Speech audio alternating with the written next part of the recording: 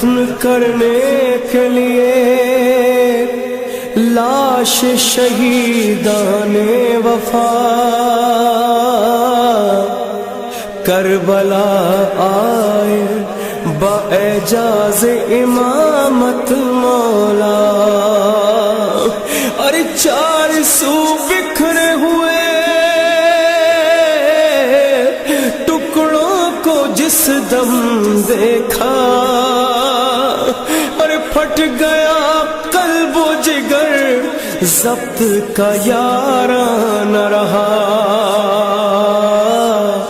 لحد میں لاشائے عباس رکھ کر، لحد میں لاشائے عباس رکھ کر، تڑپ کر سید سجاد روئے۔ ایک مرتبہ 13 محرم کا دن آیا، بنی اسد کی ساری مستورات گھر پہنچی، پانی بھرنے گئی تھی نا، دیکھا لاشیں پڑے ہیں امام حسین کے، اصحاب کے، بیٹوں کے لاشیں پڑے ہیں۔ ایک مرتبہ کہا اے بنی اسد کے مردو، تم گھر میں بیٹھے ہو، وہاں زہرا کے بیٹے کا لاشا وہاں دھوپ میں پڑا ہے۔ تو سارے مردوں نے کہا ہمیں عبید اللہ ابن زیاد سے ڈر لگتا ہے، کہا پھر ہمیں اجازت دے دو ہم جا کے زہرا کے لال کو دفنا دیں۔ کہا نہیں تم رک جاؤ ہم جائیں گے۔ جب وہ آئے نا لاشیں دفنانے، دیکھا کسی لاشے کا سر نہیں ہے، پہچان نہیں سک رہے تھے کون سا لاشا کس کا ہے، ابھی کھڑے تھے، اتنے میں دیکھا کوفے کی جانب سے کوئی جوان آ رہا ہے۔ وہ جوان چلتا ہوا آیا، سارے لاشوں کے درمیان سے ہوتا ہوا ایک لاشے کے کنارے آ کے کھڑا ہوا، کہا بابا آپ کے بعد مجھے توق پہنایا گیا، زنجیریں باندھی گئی، پاؤں میں بیڑیاں باندھی، بابا پھپھیوں کی چادریں چھنی، بابا سکینہ کو تماچے لگے، بابا بڑے ظلم کیے گئے۔ اجرکم اللہ۔ بس بھئی آخر جملے پیش کر رہا ہوں۔ ایک مرتبہ امام سجاد نے ایک ایک کر کے بنی اسد کو بتایا کون سا لاشا کہاں دفنانا۔ 10 دن آپ مسلسل روتے رہے ہیں، تھک گئے ہوں گے، آنسو خشک ہو گئے ہوں گے۔ آخر جملے پیش کر رہا ہوں۔ امام سجاد نے بتایا کون سا لاشا کہاں دفنائیں گے۔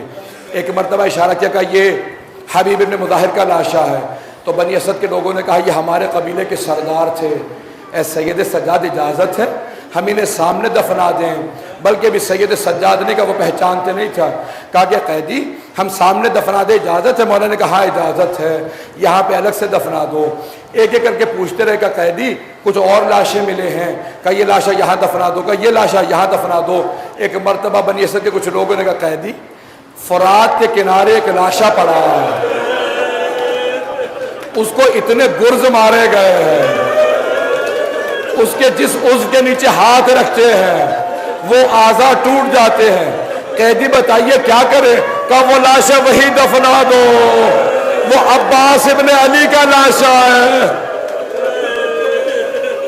اتنے میں امام سجاد نے آواز دی کہو بنی اسد کے لوگوں ذرا کچھ دور چلے جاؤ گا۔ قیدی 3 لاشیں باقی ہیں، کہ یہ لاشا کہ یہ علی اکبر کا لاشا ہے، اسے یہاں میرے بابا کی پائنتی میں دفنا دو۔ کہ ایک ننھا سا لاشا ہے، کہ یہ علی اصغر کا لاشا مجھے دے دو میں خود دفناؤں گا۔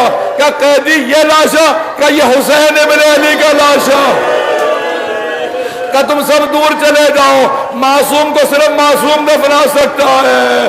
ایک مرجع تقلید کا جملہ ہے، امام نے ایک چٹائی بچھائی، اپنے بابا کے سارے اعضاء کو جمع کیا، جب چٹائی پہ رکھا مدینے کا رخ کیا، کہ یا جدہ یا رسول اللہ میری مدد کیجئے، پھر نجف کا رخ کیا، کہ میرے دادا علی مرتضی۔ روایت کے الفاظ ہے کٹے ہوئے گلے کے نیچے محمد عربی نے ہاتھ رکھے، ٹوٹی ہوئی پسلیوں کے نیچے علی مرتضی نے، ٹانگوں کے نیچے حسن مجتبی نے۔ امام سجاد قبر مطہر میں اترے، کہ لاؤ لاشا پکڑا دے۔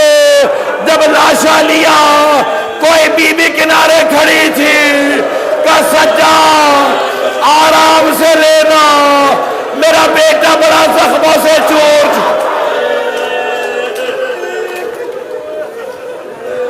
अला लानतुल्लाहि अलल कौमिल ज़ालिमीन।